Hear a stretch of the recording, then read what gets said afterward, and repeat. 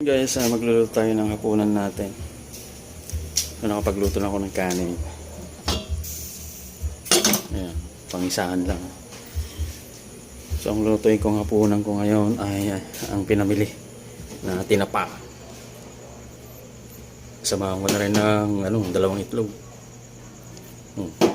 Pumilit lang gagawin ko yan. May kasamang sibuyas, kamatis. So ayan, paint tayo ng kawali. Ayan, pagtuan na natin yung tinapa. Lagay lang tayo ng konting mantika. Ayan, kalat lang natin.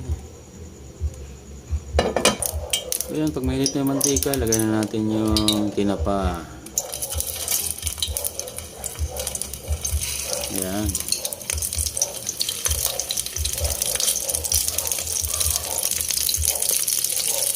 Yan, sa medium na apoy lang. Diba? Simpleng ulam lang yan. Ito yung nai-miss ko sa ulamin sa barko. Wala naman tayong tinapa doon.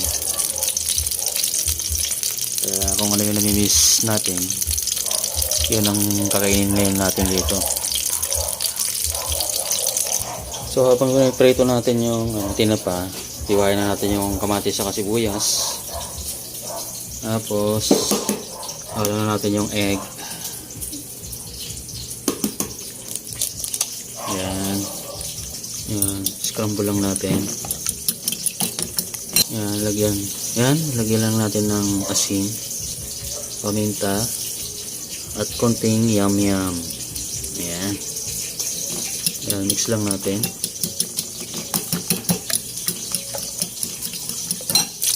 Baliktad lang natin yung tinapa para maluto naman yun sa kabila. Ayan. So ayan, hiwain lang natin itong mga panggisa natin. Ayan, nahihiwa na natin yung kamatis at sibuyas. Check natin yung tinapa. So ayan, luto na to after 1 minute. 1 minuto lang luto nito.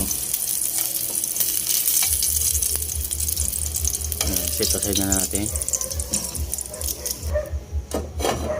Isa ito gagamitin natin ulit sa paggisa ng itlog. Yan, lagyan natin ng sibuyas, kamatis. Yan, halo lang natin.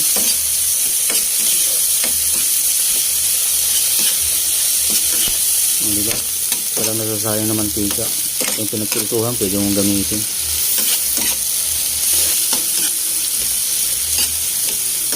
Panggisa-gisa. Diba?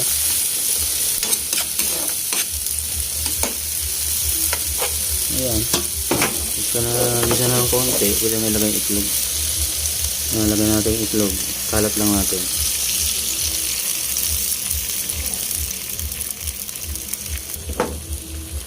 Yan.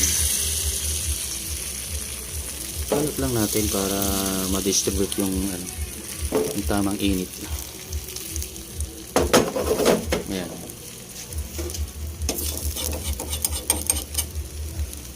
Mga 30 seconds lang to, luto na. Ayan. Ito lang natin yung itlog.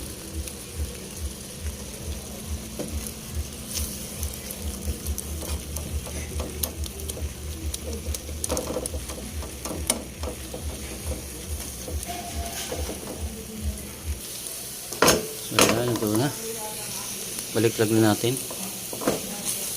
Flip lang natin. Ayan. Para maluto naman sa kabila.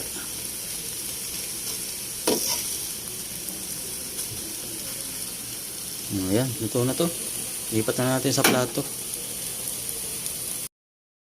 Ayan. Yung plate natin.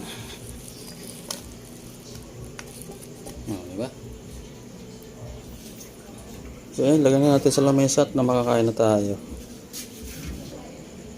So ayan na guys. Ayan, nilagyan ko ng sandal pag makakain. Tapos tinapa. Oh, umpisa na natin ang pagkain. Ayan, first bite tayo.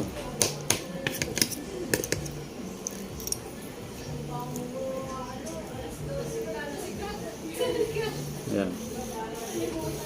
Itlog sa kanin.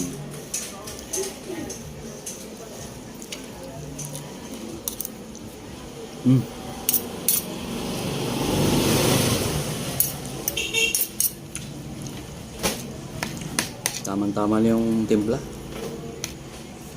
Wala pa rin palya. Saktong-sakto pa rin.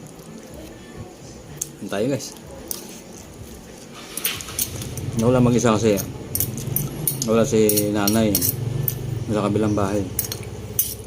Ewan ko doon bakit ayaw maiwanan sa kabila. Kaya ako lang mag-isa dito. Ayan. Man natin yung tinapa. Sabi masarap daw yung nagtitinda. Ayan. Sama natin ang kanin.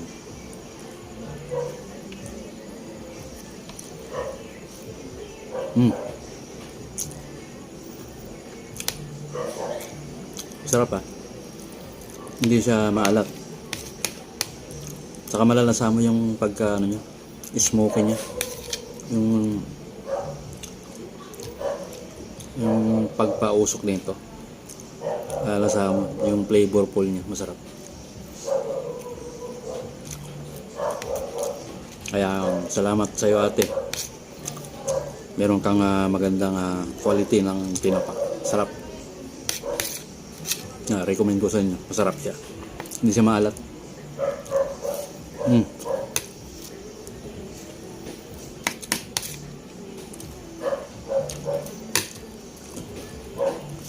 Siyempre, samahan natin ng saging yan. Sabi natin yung saging.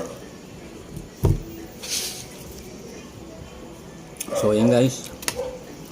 Kikita tayo ulit sa sunod na episode na naman. Bye-bye.